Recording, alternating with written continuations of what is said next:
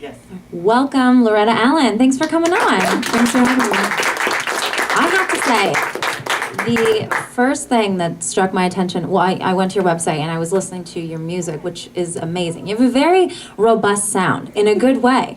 Your voice is just, it's very different, which I think is the key. And I mean, I guess I don't know a lot about the music industry, but I think it's a key to making it. You have to have that different sound, that standout sound, and you have that.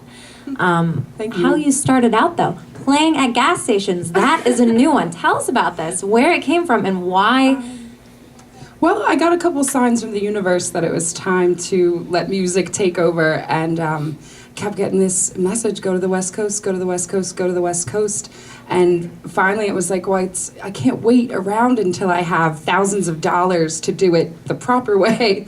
So I just got in my car with my guitar and I just played at gas stations until I had enough money to get to the next town, and then I'd play until I get kicked out with a little bit of money to get to the next town.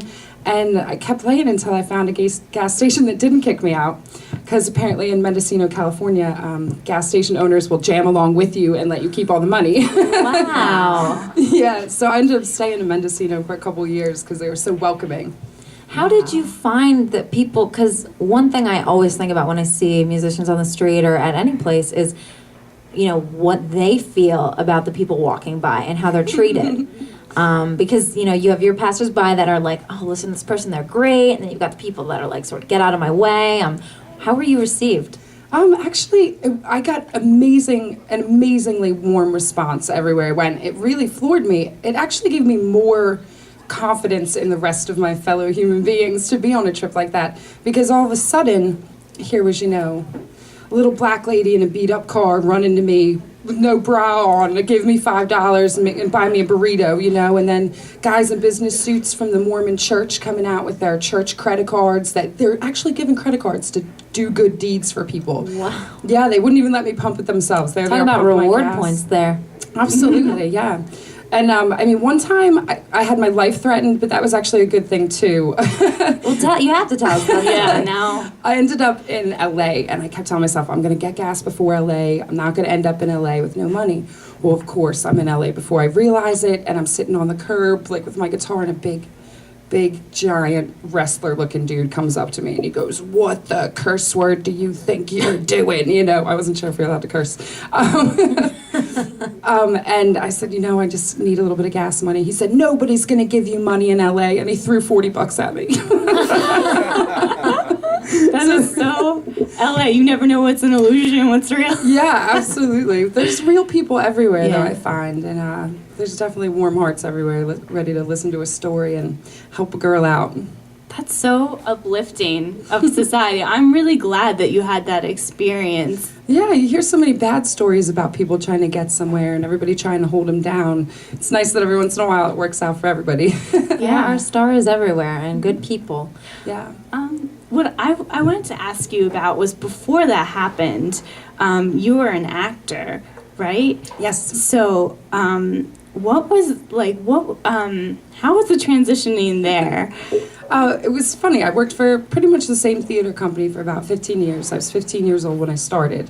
So, no, it wasn't 15 years then. My early 20s, I decided that music really was taken over. But it's funny because the acting actually helps the music so much. And I don't think I realized it until the last couple years, how all that theater training to, you know, be a little more poised and watch your curse words and being able to present yourself and not be nervous or not appear nervous, even if you are, it really helped a lot. And, you know, I still flirt with the idea of going back to theater, maybe doing some musical theater or something with, you know, a little bit of music writing in there too. I don't know, with the internet, there's all kinds of avenues. Maybe I'll have an online musical theater. Yeah, just beware of the Craigslist killer. That's my only advice to you. What? There's been two now, so there's been a few over the years. The Craigslist killer is the guy on Craigslist who kills people. There was a Lifetime movie about it. I didn't know there was an app for that. You can kill someone right through the computer now? It's amazing. Where do you download that? Technology is wonderful. Nowhere good. But yeah, no, I mean, beware of the Craigslist killer. But you're right, online is a great place to do it now. I mean, that's how we have this show. It's a great platform, and I think it's cool that you talk about theater, teaching you more poise and stuff, because it's funny on the show, I'm always like, I always think I say something that's like illegal and you can't say, and I look at Derek and he's like, what? Like, you know what I mean? You can say that. So it's good to have somebody who, like understands that. There's so much that I want to get ask you, and we want to ask you. There's so much, and we have to, pack it all in. But since you're talking about online, I'm just wondering, from your perspective, somebody who's gone out there on the streets, gas station to gas station, just riding the wave of, people being nice. How do you feel about new artists coming through on YouTube? Somebody like, Rebecca Black, who ended up being sort of coerced into making this music video that was terrible and getting criticized for it, just criticized, and versus somebody like Justin Bieber, who came out on top. What do you think about it? Well, first of all, I think it raises a really interesting question about anonymity. Is that the word? Is that how you say that? That, people on the street, when they're passing you by, every once in a while you get a look from somebody that's like, they want to say, like, get a job. Or, you can tell, like, some people just aren't going to give you their dollar because they think you should be at work somewhere, which is understandable. But online, people feel that they're, like, have a mask on or something, that nobody can see their face when they're saying something mean to you or a huge criticism, but it's still there, And back in the day, you only had, like, the New York Times or whoever was going to interview you. That's a, studied journalist that knows how far to push a joke or to, really insult you, but people will tell you they want to kill you or your children or your plants or pets, over something that they just don't agree with. Yeah. People have their plants stolen all over. It's an epidemic. I just think that it's nice that you have an outlet to be able to sit on the curb in everybody's living room, proverbially. But you do have to be careful, because the more you put yourself out, the more people feel like they can really tear you down. I just have two more quick questions for you. One, I'm really curious about, because I love your sound, because that's kind of the music I listen to, and you were saying like Tori Amos and Sarah McLachlan and Jewel inspire you.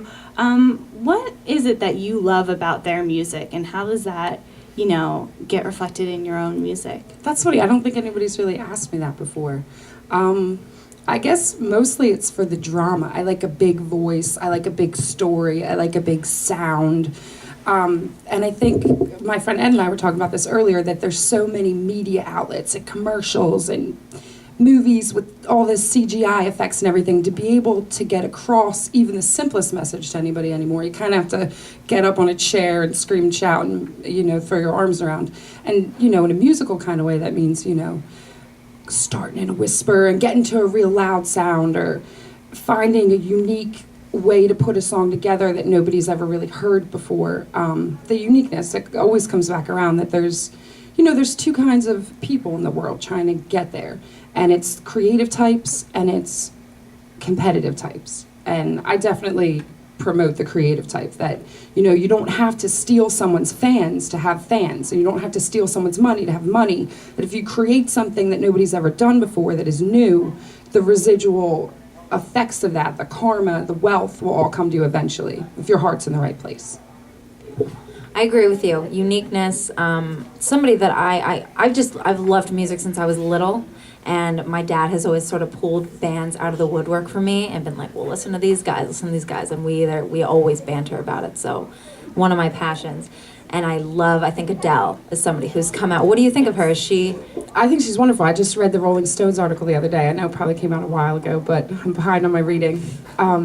She really has done some interesting things. And she actually, this was funny, I wanted to mention it earlier, passed up a couple opportunities to meet up with reps, A&R reps from record companies, because she thought it was just people being creepy on the internet. Oh, no. Like trying to meet her, get her number or whatever.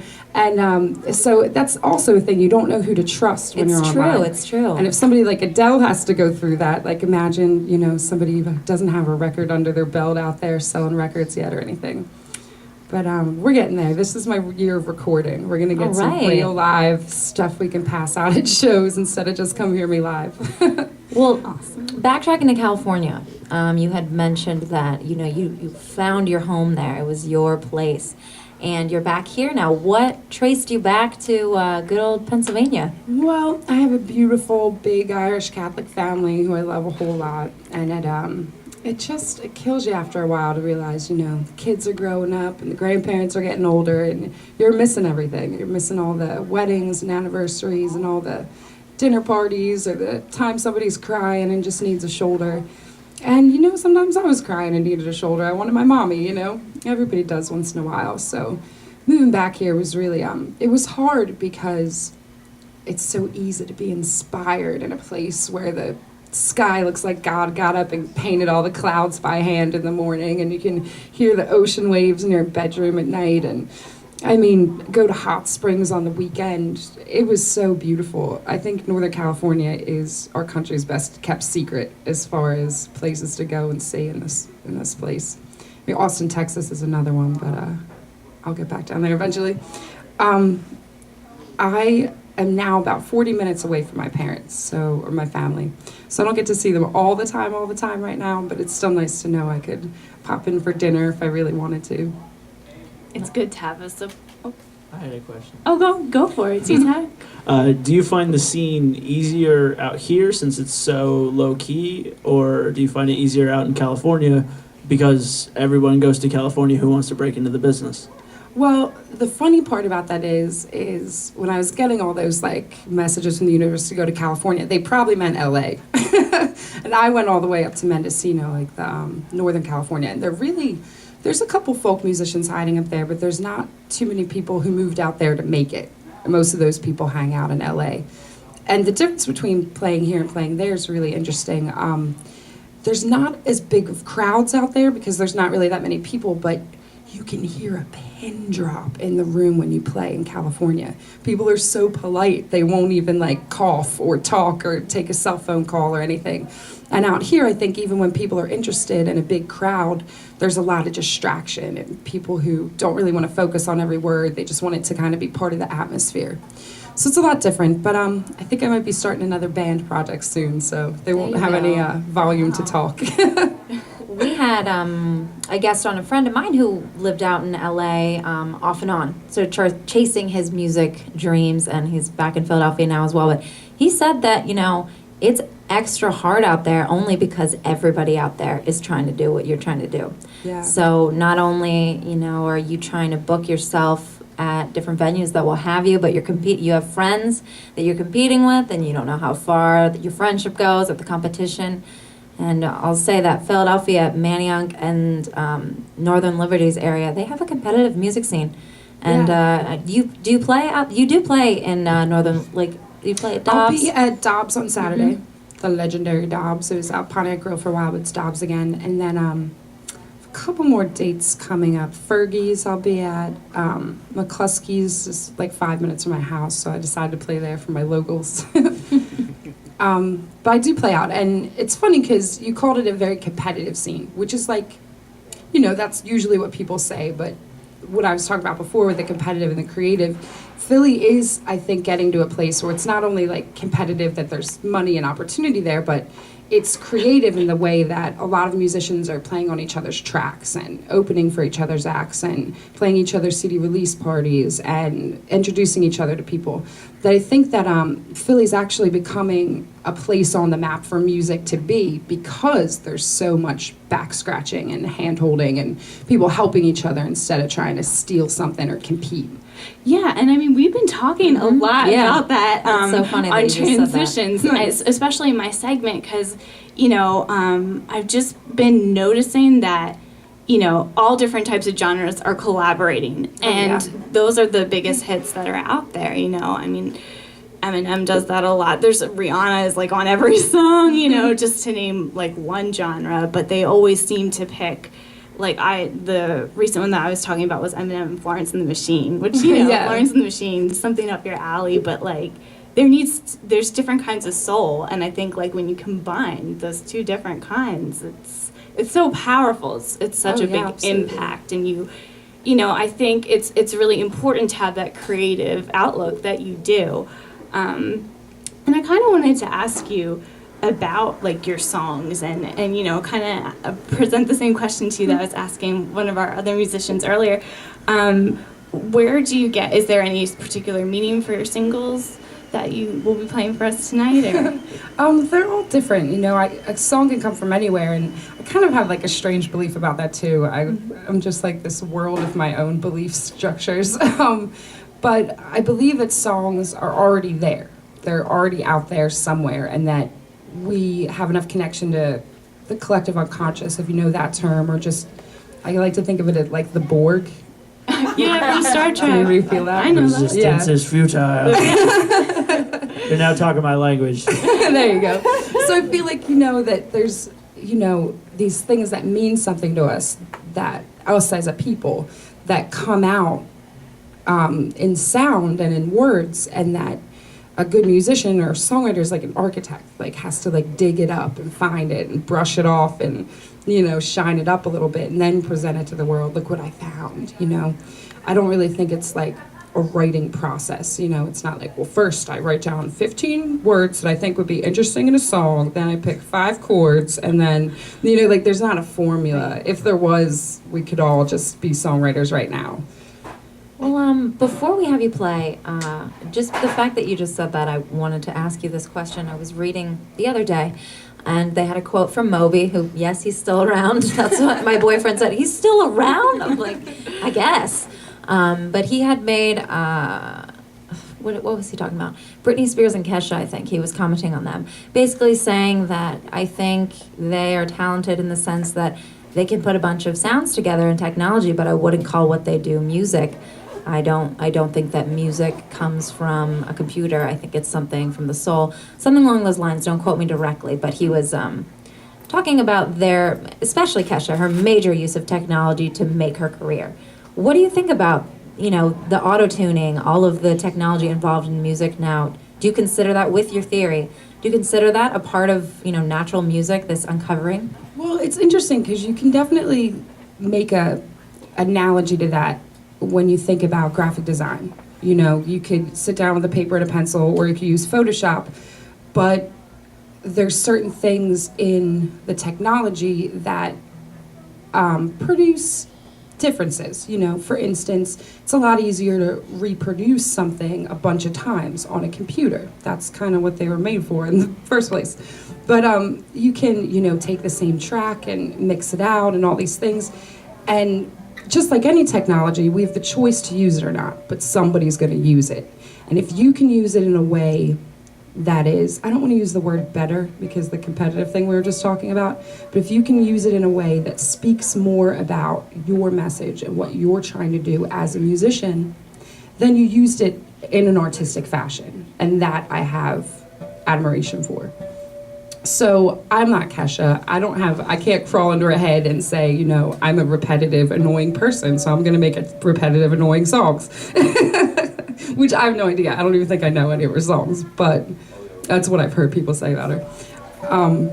I think that there's a way to utilize the technology that can be more of an advancement, I suppose. I personally am looking into these theories about binaural beats. It's basically deals with the hertz waves of your brain, and in a stereo fashion can actually create a third sound wave within your head. So in theory, you can create a relaxation kind of feeling or an excited feeling, actually scientifically within the music. Wow. So That's interesting. We'll have to explore that again, or keep us posted on it. What are you going to be playing for us tonight? I think I'm going to do Shotgun Alley, which is kind of a story song. And we'll do Gray Sky, which is kind of a ballad about duality. And I think I'm going to surprise you with a cover at the end, but I'm not sure yet. All right. Is 3 all right? All right. Well, thank you so much for coming on. We will have all of your information, Loretta Allen's information, on our website, www.transitionsradio.com. Our Facebook page as well, facebook.com/transitionsradio, and Twitter, transitionsr. Thank you so much, Loretta. We can't wait to hear. Yes. Thank you. Thank you. Oh, you guys are great. Thanks for having me.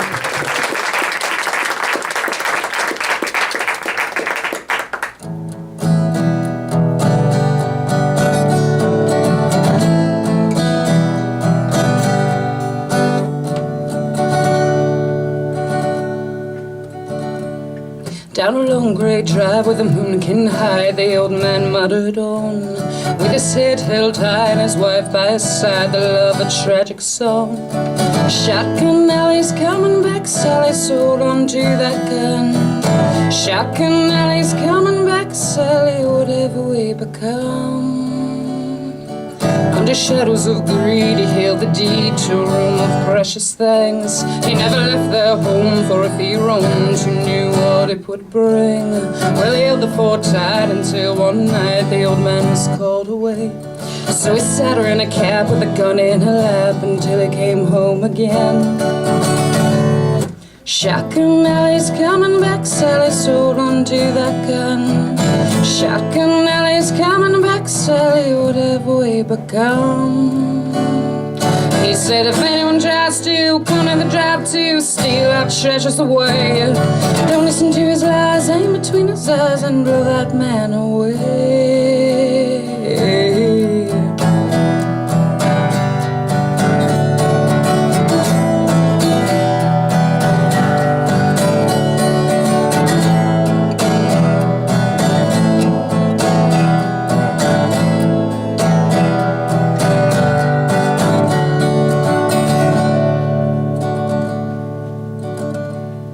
Well, he didn't get far in that little blue car. He remembered what he forgot. Around he went and up the bend, and that's just when she shot. She shot in the car just like she was told she'd do, just as he said. She didn't listen to his lies, she aimed between his eyes and shot him in the head.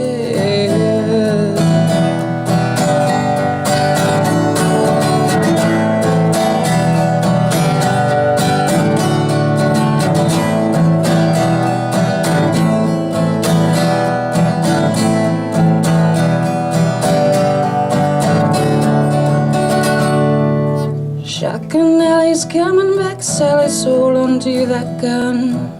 Shotgun Alley's coming back, Sally, whatever we become.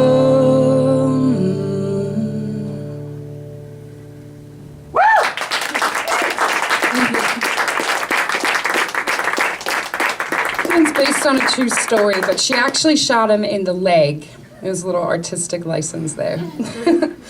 I'll be performing at Dobbs on South Street in Philadelphia on this Saturday night at 8 o'clock. If anybody would like to join me, we're going to have a good time. There's a couple other bands on the bill. I haven't really heard of them, so I can't recommend them just yet. This is a song I wrote in North Carolina, in my friend's backyard, pondering happiness, the elusive happiness. It's called Gray Sky.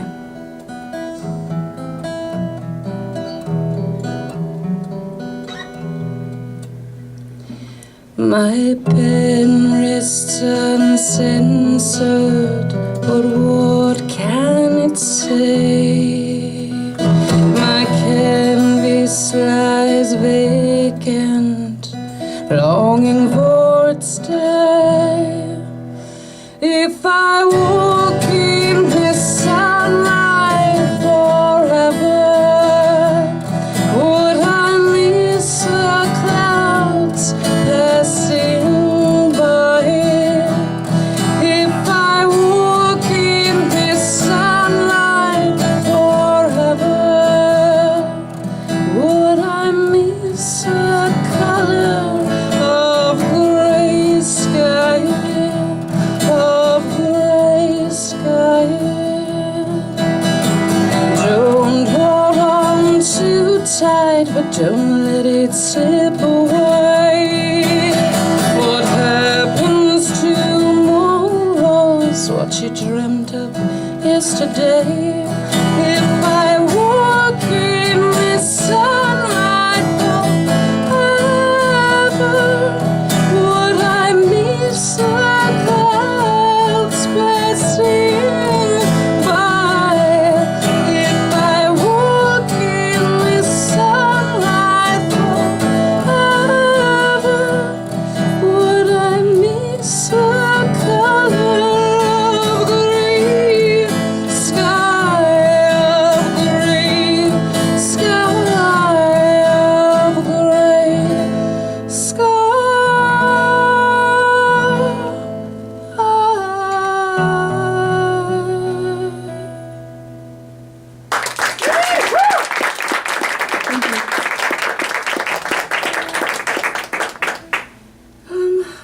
cover for you guys. Cover!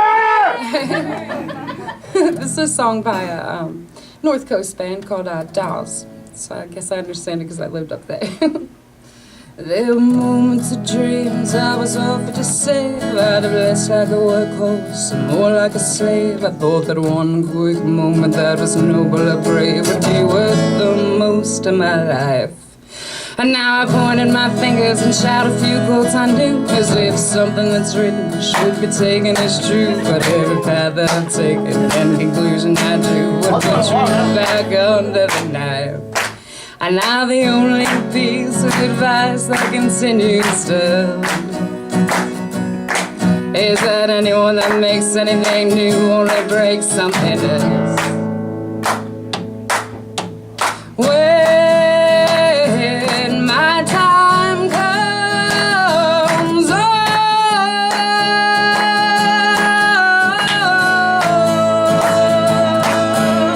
when my time comes,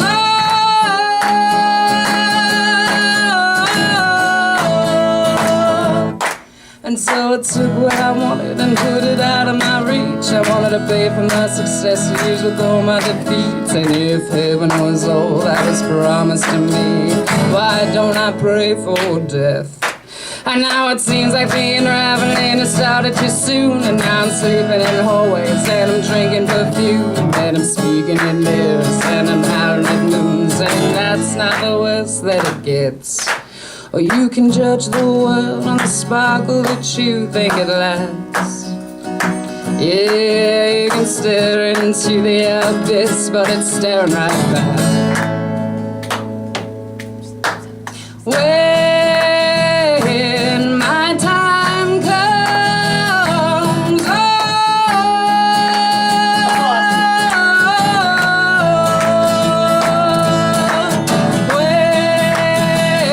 when my time comes,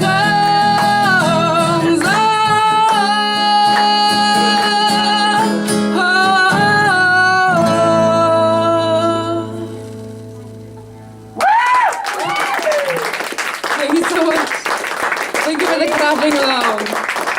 I'm going to start my own website soon, but until then, you guys can check me out at reverbnation.com/Loretta Allen Music. I'm Loretta Allen. Thank you guys so much for having me, Transitions Radio. Thank you.